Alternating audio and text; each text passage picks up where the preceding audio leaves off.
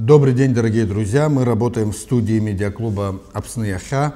В студии медиаклуба обсуждают актуальные вопросы внутренней и внешней политики Абхазии.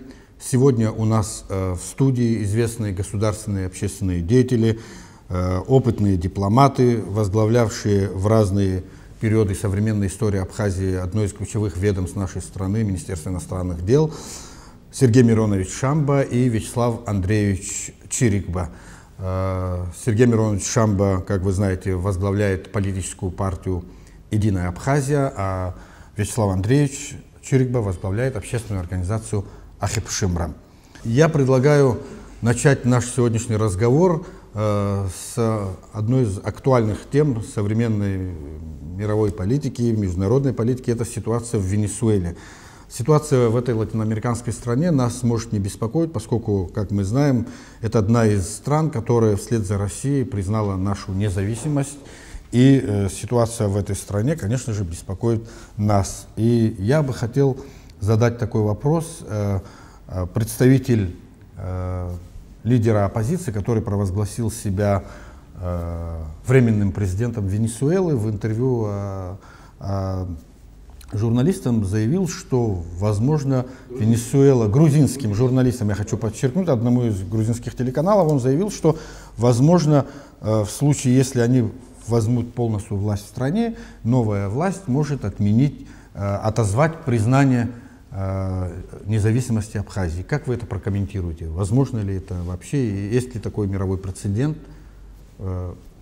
Ну, вообще, знаете, если страна кого-то признала, страну другую признала, то она уже не отзывает, как правило. Она может не отношения разорвать дипломатические, не поддерживать отношения, но вот даже в случае, скажем, Вануату и Тувалу, когда тоже были какие-то проблемы, у нас никакой ноты до сих пор нет. То есть практически они признают нас, просто они признали еще и Грузию.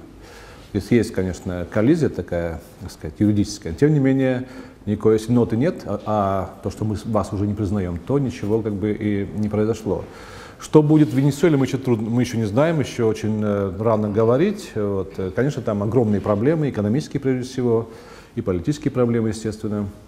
Надеемся, что народ Венесуэлы проявит мудрость, и что это все окончится достаточно мирным путем, путем переговоров, диалога и прихода на основе компромисса к оптимальному решению, который отвечает интересам венесуэльского народа, дружественного народа нашей страны. Мы очень много там с ней общались на всех уровнях с венесуэльским обществом. Прекрасный народ, трудолюбивый, очень дружелюбный, оптимистичный. Надеемся, что они все свои проблемы преодолят успешно. Но у нас особые отношения с Венесуэлой, конечно. Даже тот факт, что два наших президента визит совершили на высоком уровне в эту страну. Это страна, которая нас признала, нас не может не беспокоить то, что там происходит.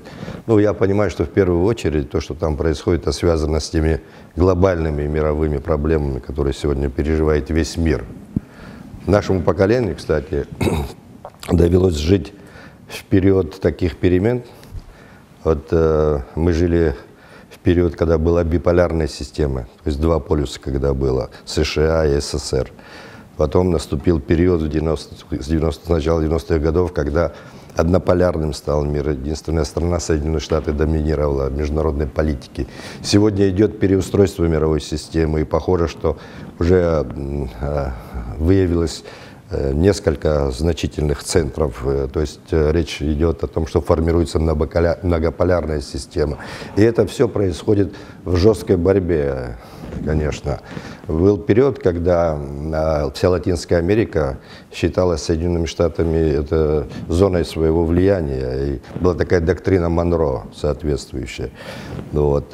Но последние годы, когда США стали доминировать во всем мире, однополярная система когда стала, американцы сами заявили о том, что уже нет никаких зон влияния, и это помогало им вмешиваться в дела в других регионах. В частности, вот то, что происходило на Украине, в Грузии, там, в Закавказье вообще, то есть вокруг России, рядом с Россией, то есть в той зоне, которая раньше была зоной российского влияния, и мотивировалось тем, что нет уже таких зон влияния. А вот сейчас, когда вдруг оказалось, что в Латинской Америке интересы появились таких великих держав, как Россия и Китай, это, конечно, стало беспокоить американцев. Вот все это результат вот этой вот борьбы, жертвой которой в данном случае становится эта прекрасная страна Венесуэла. Конечно, с тревогой смотрим за тем, что происходит. Не знаю, сейчас может произойти разрыв дипломатических отношений или нет. Но для нас признание мирового сообщества – это вопрос престижа в большей степени. Потому что если говорить о практическом значении признания, то главные вопросы для государства – это безопасность и экономическое развитие мы успешно можем решать с Россией. Я много раз говорил, что для маленькой Абхазии огромная Россия – это целый мир. Для нас открыты рынки российские, для нас, ну, если говорить о той финансовой помощи, которая за 10 лет после признания оказала нам Россия, то на душу населения, наверное, это вообще беспрецедентный случай. Дело в том, что мы, как мы это используем. Вот если сразу после признания при президенте Сергее Васильевиче Багапш наметился рывок такой экономический, началось развитие, то после него мы видим застой, а сейчас вообще упадок. Тут, возвращаясь к ситуации в Венесуэле, сам Гуайдо 1 числа в интервью агентству Reuters сказал, что Россия и Китай, типа, не стоит опасаться там прихода новых людей во власть, и Венесуэла будет следовать своим обязательствам. Это очень важно. Это очень важно. Конечно же, понятно, что он в первую очередь говорил о торговых, экономических, но, как мы понимаем, экономика, там, где экономика, там и политика. Опять же, рано говорить. Мы надеемся, что законная власть страны сохранится, и что президент нынешний Мадуро будет править страной. Вот. Конечно, проблемы огромные, совершенно огромные, экономические, просто действительно катастрофические проблемы. Там и бедность, и нищета, очень много беженцев, вы знаете. И тем не менее, у каждой страны есть свои обязательства.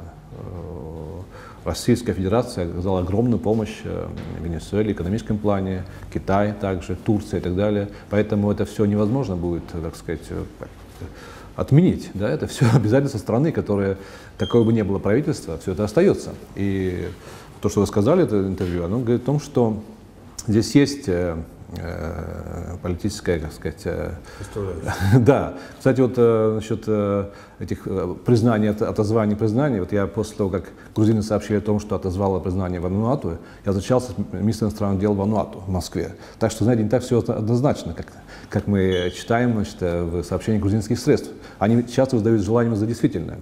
Вот. Такое ощущение, что, в общем-то, что бы ни прошло в Венесуэле, мы надеемся, что, даже не ощущение, а надеемся, что это ответственная страна, и те, кто придет к власти, либо нынешнее правительство, либо новое правительство, конечно, будет там смена власти когда-то. Вот. Надеемся, законным путем. Я думаю, что отношения между Абхазией и Венесуэлой сохранятся, какими они были, дружественными, партнерскими и взаимовыгодными. Сергей Миронович, вы сказали, что вопрос признания Абхазии, независимости Абхазии, это вопрос престижа. Как вы оцениваете сегодняшнюю ситуацию в этом вопросе, в вопросе продвижения признания независимости Абхазии, вот работа, которая ведется на сегодняшнем этапе, как вы можете это? Знаете, внешнее политическое ведомство требует очень больших финансовой поддержки государства. Если этого нету, то очень трудно, конечно, действовать на международном арене. Вот в свое время, это вот как раз тот период наибольшего расцвета при Сергее Багапше, вот тогда мне довелось быть министром иностранных дел, когда, и после меня, когда стал Максим Гвинча, было очень много визитов во многие страны Латинской Америки, Океании и так далее. И целый ряд признаний тогда произошло, вы помните. Сейчас тоже большая работа проводится, насколько это возможно финансово. Вот, признание Сирии очень важно для нас, потому что исторически Сирия для Абхазии особое значение, Шамтола имела всегда и имеет, и там наша диаспора живет. И у нас неоднократные тоже контакты были с Сирией, визиты в Сирию. Я сам там бывал тоже в свое время, будучи министром иностранных дел. Это большая работа. И сейчас я знаю, вот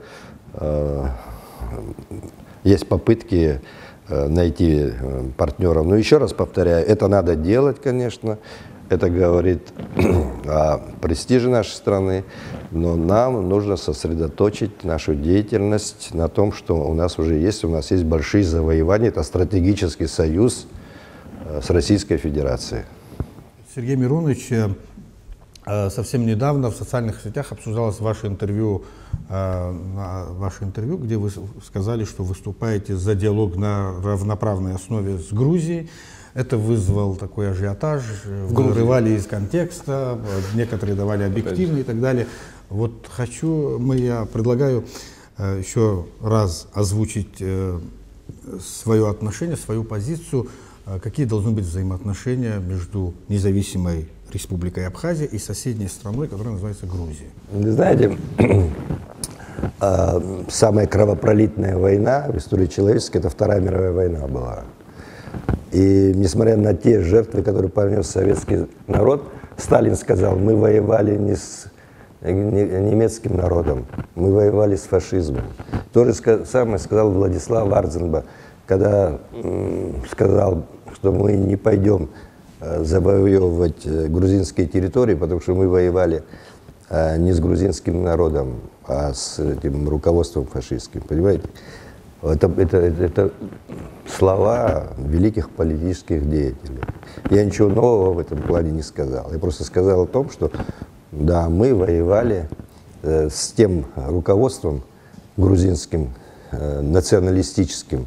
А национализм — это другая форма нацизма, собственно говоря. Я против этого. Поэтому я считаю, что нет в Европе таких стран, которые не воевали бы между собой. Вся их история — это постоянные войны. Но сегодня они живут в мире и благополучии. Нам определено судьбой жить рядом с Грузией. Прошло 25 лет после войны, нужно научиться искать пути мирного сосуществования. Я, будучи даже вместе с вами, мы бывали в Тбилиси, меня приглашали неоднократно на телевидении. Я им говорил: вы определитесь, что вы хотите, вернуть территории или доверие абхазского народа. Если вы хотите вернуть территории, вам это не удавалось, не удается, и тем более сейчас уже все поставлено на этом точка. Если вы хотите вернуть доверие абхазского народа, тогда нужно строить мосты доверия. И я считаю, что наступило время говорить на эту тему. Может быть, сегодня не на официальном уровне начать этот диалог, но диалог начать надо. Все очень правильно сказано. Мы ведем переговоры с Грузией, вы знаете, давно уже. Сразу после окончания войны, в 1993 году, я участвовал в женевских переговорах. Тем более, когда говорят, не надо разговаривать в Грузии. Так мы с ней разговариваем. Да, это совершенно. Если, понимаете, если есть враг, да, нужно его нейтрализовать. А ты не можешь нейтрализовать, не зная его, не общаясь с ним, не понимая его намерений. Даже с этой точки зрения. Но действительно нам судьбой уготовано жить рядом с Грузией, никуда не денешься от этого. И поэтому рано или поздно надо будет найти возможность сосуществовать. Сейчас отношения практически на нуле, даже ниже нуля, я сказал бы, заморожены. Единственный женевский формат существует, вяло текущий и тупиковый практически, пока еще не ожидается никаких прорывов. И тем не менее надо искать пути прагматического сотрудничества, мне кажется, не теряя наших позиций. У нас все уже определено, мы никуда назад не идем, но в принципе смотреть надо вперед также. И я думаю, что надеюсь, что в Грузии придут власти когда-нибудь, может быть, в ближайшее время, более прагматичное руководство, которое поймет, что одно дело политические проблемы, а другое дело существование двух государств рядом, и нужно как-то мирно взаимодействовать. Ну, вот это общие слова, но просто пока конкретики никакой нельзя сказать. Вот, по этому поводу, да, на каком-то этапе мы должны будем вести переговоры уже о нормализации наших отношений, как между двумя государствами, независимыми и суверенными. И еще один вопрос, который в последнее время обсуждается везде, в социальных сетях, в официальных кабинетах, на набережной, в кофейне, везде. Это вопрос возможности начала добычи нефти в нашей стране. Ну, пока речь идет о разведке, но вызывает много споров и так далее. Вот, Сергей Миронович, ваша позиция по этому вопросу, что вы можете сказать? Ну, я свою позицию высказывал еще будучи депутатом парламента. Я говорил, что я забыл добычу нефти в Абхазии, потому что это одна из возможностей экономического создания промышленности в Абхазии. Без чего, еще раз говорю, невозможно говорить о суверенитете, если у тебя нет промышленности, у тебя нет рабочих мест. Вот, мы сегодня только за счет курортов, да, существуем. Ну, мы так превратимся только в нацию обслуживающую. А здесь мы создали бы тоже рабочий класс достаточно. Понимаете? Но здесь существует одно но. Во-первых, как составлен этот договор и как он будет составляться. Потому что эти компании имеют большой опыт составления таких договоров, которые исключительно в их пользу. У нас нет никакого опыта для того, чтобы с ними здесь сотрудничать. Нам нужно здесь пригласить очень опытных специалистов в этой области. Это раз. А мы не знаем, какие там договоры сделать. Это раз. Во-вторых, недра в Абхазии по нашей конституции принадлежат народу. Я считаю, что с абхазской стороны в договоре должно участвовать 100% государство. Если этот договор между какой-то компанией частной, то с абхазской стороны должен быть 100% государственный партнер. Вот. Не могут наши недра принадлежать частным лицам. Это достояние всего нашего народа. Хватит того, что распродали мы санатории, дома отдыха, которые принадлежали всему абхазскому народу. И в итоге, что получил от этого народ, общество? Знаете, часто бывает, я слышу много разных мнений по этому поводу. Одни говорят, я за, другие против. Но любая проблема требует изучения. Нужно хорошо изучить все последствия экономические, политические, геополитические. Потому что нефть — это геополитический продукт. И это мы знаем прекрасно. И Венесуэла — это тоже геополитическая проблема, правда же? Из-за нефти и так далее. И Иран, Ирак и так далее. Но, значит, и поэтому это очень серьезная вещь. Очень серьезная вещь, очень ответственная вещь. У нас есть запасы нефти. Мы знаем, что бы сделало бы ответственное руководство, да, оно бы заказало бы экспертам независимым хороший доклад на год, чтобы они изучили ситуацию и рассказали о всех возможных последствиях, рисках и экологического характера, политического, экономического, то есть плюсах и минусах, да, рисках и плюсах этого. Пока этого нет у нас, мы просто эмоционально реагируем на какие-то события, правда же? А мы не знаем вообще ситуацию. Мы не знаем, сколько там нефти, тоже никто не знает, да? Это первое. Второе, я согласен полностью с Сергеем Мироновичем о том, что национальное достояние, как и санаторий тоже. Вот я бы сравнил каждый санаторий с нефтяной вышкой. А все это в частных руках, и абхазское общество от этого очень мало имеет. Очень имеет, но очень мало. Меньше, чем оно должно было иметь. То же самое касается, конечно, и других проблем, и добычи леса, и добычи нашей рыбы и так далее. Все это уходит в частные. А зачем это нужно?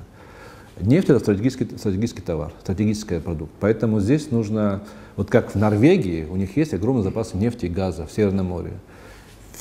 Весь доход нефти — это государственная компания, весь доход идет в фонд национального благосостояния.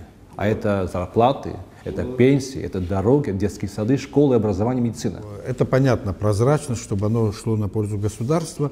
Но есть люди, которые вот категорически против. Они говорят, что вот мы не готовы. И вот, честно говоря, по всем инициативам, новшествам, которые в Абхазии появляются, мы часто слышим, мы еще не готовы.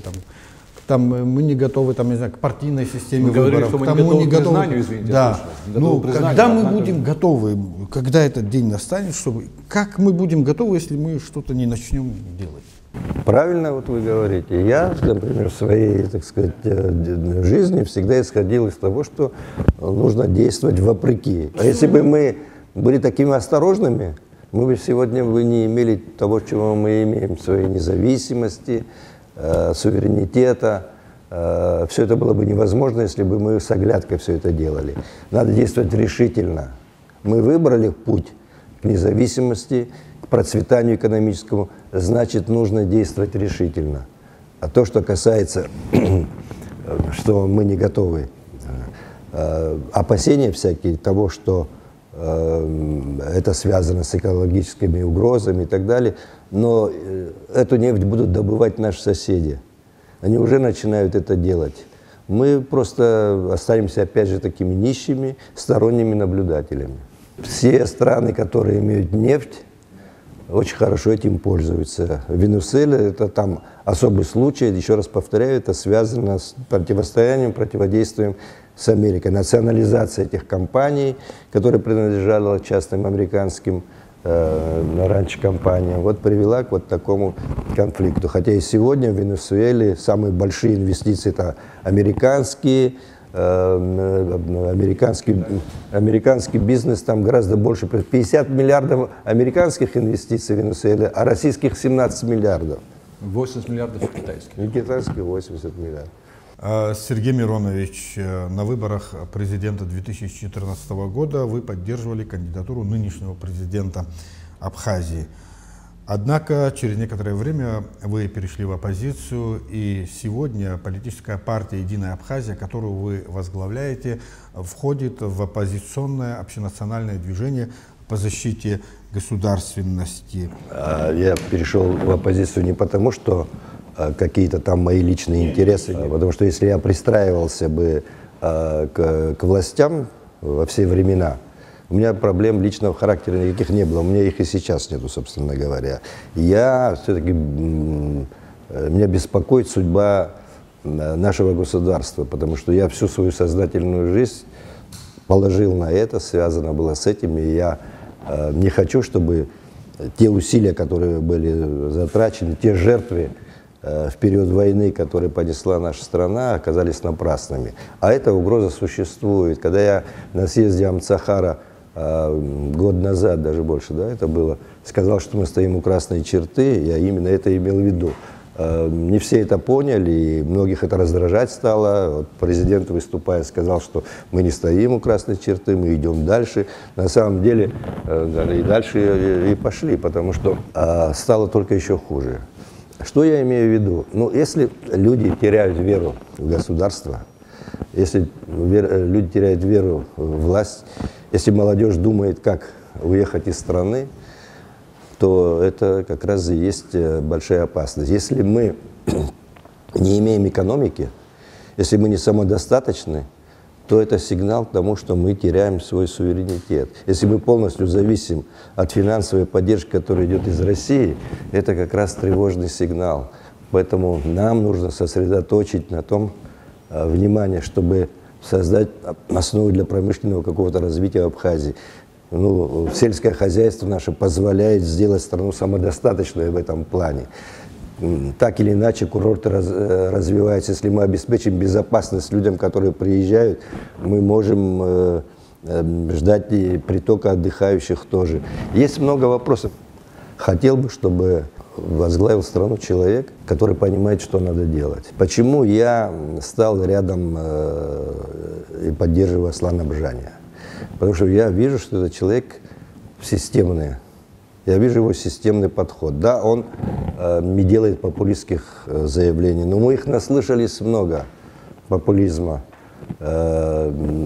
Сколько, вот вы правильно говорите, я поддерживал, я надеялся, что Хаджима совершит какие-то действия реальные. Но ни одно обещание, которое он делал в период выборной кампании, он сдержал человек. Я вот вижу Аслан Бжаня, он публикует свои взгляды и очень детально, скрупулезно докладывает о том, как он будет реформировать. Вот я прошу прощения, недавно была опубликована проект концепции реформ правоохранительных органов, системы государственного управления, как вы... Системы государственного управления, это такие детальные планы по реформированию этих направлений. Я вот сам баллотировался в президенты и не видел, чтобы хоть кто-то из президентов вот так тщательно, скрупулезно, детально подошел вот к этим вопросам. Обычно все публикуют свои программы, которые, в принципе, похожи друг на друга, там общие слова. А здесь я вижу, и я знаю, что он будет продолжать и по другим направлениям. Я в беседе с ним вижу, что у него есть понимание того, что нужно делать. И я считаю, что мы уже устали от пустых обещаний, неисполнимых там всяких лозунгов. Поэтому вот я и поверил в этого человека. Считаю, что единственный, кто сейчас может исправить ситуацию, это, возможно, он. Вячеслав Андреевич, общественная организация Хепшимра, которую вы возглавляете, тоже, сколько я знаю, входит в общенациональное движение. Ну, я хочу, чтобы вы немного рассказали о самой организации и ваша оценка сегодняшней ситуации в стране. Организация называется Хепшимра, независимость, поскольку я считаю, что малые страны, им всегда приходится бороться за независимость. Эта борьба не прекращается никогда, потому что, ну, по понятным причинам. Вот. Но в основном это экспертный фонд, мы занимаемся изучением проблем Абхазии. В основном это проблемы, связанные с языком абхазским, с абхазской культурой, демографией. Меня вот это больше всего волнует, поскольку я считаю, что главная проблема Абхазии стратегическая — это демографическая проблема. Ну, это да. Это опасность абхазскому этносу. Вот. И второе — это опасность исчезновения абхазского языка, который находится в очень плачевном состоянии. Мы провели исследование в рамках этого нашего фонда, и выяснилось, что в городских детских садах и школах Абхазии мы провели исследование во всех, буквально от Кагры до Тхварчала-Чамчиры. Число детей, знающих абхазский язык, не больше 30%. Через 20 лет в Абхазии будет трудно искать людей, знающих хорошо абхазский язык. Это происходит на наших глазах. И я не вижу никакого большого действия со стороны властей, поскольку они заняты другими вещами. Я не знаю, какими вещами заняты, потому что экономика тоже в плачевном состоянии. Вот. Число ДТП, оно не уменьшается, конечно, и в основном гибнут молодые люди. Больше 60 человек в прошлом году погибло. Это катастрофический цифр. За 1 год. И я не вижу никаких действий, которые могли бы это предотвратить. А они есть. Многие страны с ним столкнулись. В Ирландии, скажем, была огромная проблема с этим. Сейчас они проблему решили. Надо же изучать этот опыт, правда же? Что-то делать. Ничего не делать — это не способ избавиться от проблемы. Вот. И мне кажется, что у нас, к сожалению, так приходится констатировать, что самая слабая власть за все существование абхазского государства послевоенного. К сожалению, было много обещаний, популистских обещаний. Вы знаете, о пенсии говорили, 15 тысяч рублей пенсии, остались 500 рублей, позорные.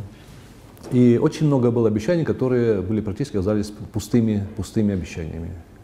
Вот. И я думаю, что нам необходимо вернуться к истокам и подумать о том, для чего создавалось абхазское государство.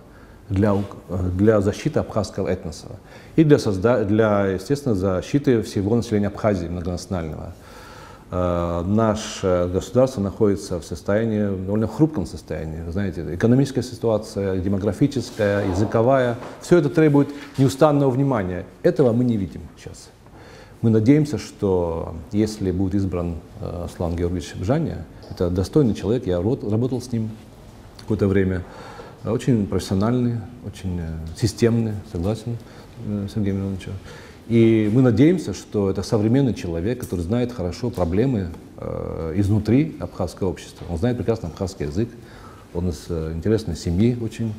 Вот. Я думаю, что мы будем надеяться на более успешное руководство Абхазии, чем оно сейчас есть. Я думаю, что это будут, может быть, самые жесткие такие выборы. Хотя у нас каждый раз выборы на грани фола происходят. И это начиная с первых альтернативных выборов, когда один из кандидатов не признал результаты выборов и стояли вооруженные противостояние сторонников одного, другого кандидата. И так происходило каждые выборы. Когда не признавал кандидат, проигравший выборы, это приводило к вот таким массовым недовольству, которое могло вылиться в очень непредсказуемые последствия и могло привести вообще к концу нашей государственности. И, к счастью, удавалось, и в основном даже это происходило при помощи наших друзей извне, из Российской Федерации, вмешаться и привести к каким-то компромиссам. Вы помните, когда был вообще уникальный случай, когда два кандидата объединились и вышли на следующие выборы в качестве президента и вице-президента. То есть мы можем находить совершенно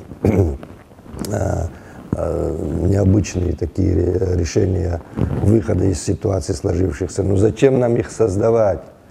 Ведь умные люди избегают создавать таких ситуаций, из которых приходится потом выходить, а мы уже имеем достаточный опыт проведения выборов. У нас уже все-таки вот 4-5 раз уже будут выборы президентские, альтернативные.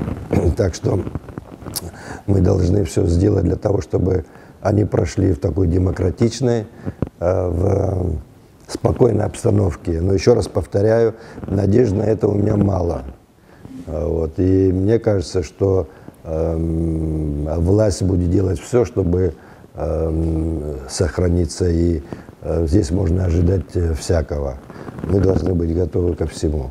Нужны наблюдатели, ответственные на всех участках. Ну и будем разговаривать, общественные организации, политические, о том, чтобы не доводить ситуацию до вот такого критического момента. Мне кажется, мы должны быть довольны тем, что у нас общество достаточно демократическое. У нас реальные конкурентные выборы все время всегда были. Это заслуга нашего народа, который действительно обладает демократическими ценностями. Это внутри нашего народа. И, конечно, всегда выборы вот в Абхазии, они были непредсказуемыми. Ну, кроме первых самых выборов, понятно, да, по понятным причинам. Это хорошо, потому что практически нет никакой заданности, нет такого. И кроме того, ну, ситуация сейчас сложна тем, особенно, что все-таки, ну да, очень большая фрагментация общества. Вот явных таких, вот знаете, огромных сил нет, очень много, очень фрагментировано все. И я думаю, что будет очень много кандидатов тоже так же, что будет отличаться от предыдущих кампаний. Я вижу, как ситуация складывается. Вот, что также привнесет новое, да, вот эту избирательную кампанию. Очень важно при этом иметь хорошую такую систему наблюдателей. Это очень важное значение, чтобы не было такого, чтобы потом кто-то обвинил кого-то в фальсификации, и это привело бы к дестабилизации общества. Мы жалуемся, что маленький народ, но иногда это нам помогает, потому что у нас чувство самосохранения есть, к счастью. Оно помогало нам избавиться, вот, не перейти грань, правда же? Вот тогда уже совсем уже была бы точка невозврата. Надеюсь, что эта мудрость нашего народа еще сохранилась и укрепилась. Какие бы ни были лидеры, ради этого не стоит все-таки приводить страну к беспорядкам. Спокойно, ответственно, пускай люди голосуют за того, кого они считают нужным, и потом уже выяснится, кто победил. Вот только так, иначе другого выхода нет, мне кажется. Мы видим последние несколько выборных кампаний, которые прошли в Абхазии, они были связаны вот с таким подлым подкупом избирателей. Я считаю, что это самое опасное и отвратительная вещь, которая разлагает наш народ, во-первых. Это попрание наших демократических принципов, ради чего создавалось это государство, и на чем оно зиждется, понимаете? Вот так покупать людей бессовестно. Я пользуюсь тем, что довели их до такого состояния бедственного, и потом уже какими-то подачками мелкими покупать их голоса, это большая подлость. Я бы не хотел, чтобы это происходило в нашей стране в будущем. Радует то, что наши граждане все-таки ответственно подходят всегда и очень активно голосуют. Хотелось, чтобы было понимание того, что все-таки судьба нашей страны в руках наших граждан, в наших с вами руках. И власть, которую мы избираем, то мы и имеем. Если мы недовольны властью, то мы сами в этом виноваты. Давайте подойдем благоразумно к этому вопросу. Не будем исходить из того, что этот сосед, этот родственник, вот этот мне что-то сделает. Никто вам ничего не сделает, если все вместе мы не сделаем правильный выбор. Поэтому мне хотелось бы, мы сегодня не ведем агитационную какую-то пропаганду, потому что выборная кампания еще не началась. Мы об этом еще с вами, наверное, встретимся, будем говорить. Поэтому мы сейчас не будем говорить, кто наш кандидат или что в этом духе. Но хочется, чтобы люди думали о будущем своих детей, своих внуков, о своем собственном будущем, о будущем нашей страны и сделали правильный выбор. Страна стоит перед необходимостью широкомасштабных реформ. Они давно назрели, они не проводились. В плане социально-экономическом застряли между Советским Союзом и каким-то диким капитализмом. Вот. Нам необходимо выработать экономическую модель развития. учитывая опыт зарубежных стран, не гигантских стран, как мы сейчас делаем, а именно малых стран, которые решили проблемы экологические и экономические очень успешно. Таких стран немало. Мы находимся в Европе, и наиболее процветающие страны Европы – это малые страны, наиболее процветающие, самый высокий уровень жизни населения в этих странах. Вот на кого надо равняться в плане экономической модели. Вот. И наше государство должно быть социально ориентировано обязательно. Нельзя давать все в руки дикого рынка. Нужно обязательно заботиться о здоровье, о медицине, о образовании, о пенсионерах, о ветеранах и целый пакет других социальных мер, которые необходимо осуществлять другому. Это стоит денег, конечно же, поэтому очень важна экономическая модель. Наша модель нынешняя, она вообще не существует, это просто непонятно что совершенно. И поэтому необходимо привлечь специалистов, экономистов хороших, консультантов, которые помогли нам встать на правильные рельсы. У нас богатое государство, у нас есть практически все, что нужно для процветания. Практически все есть. Но трудно представить, что у нас еще нету, понимаете? И тем не менее вот мы живем в нищете. Это, в частности, и наша беда тоже в этом, понимаете? И правильный выбор руководителя тоже имеет большое значение для этого. Вот. Одно дело популизм, конечно, пустой, но надо все-таки понимать, кто это говорит, понимаете, и какие у него потенциалы. Я надеюсь, что абхазский народ, народ Абхазии многонационально сделает правильный выбор. Я верю в мудрость нашего народа и надеюсь, что мы увидим сильное руководство, вот в августе будут выборы, сильное руководство, которое приведет страну к лучшей жизни, чем она сейчас есть. Благодарю вас, Сергей Миронович, Вячеслав Андреевич, за то, что нашли время, пришли к нам в студию, поделились своим мнением. Мы напоминаем, что у нас в студии были известные общественные и государственные деятели Сергей Миронович Шамба и Вячеслав Андреевич Чирикба. Спасибо, всего доброго.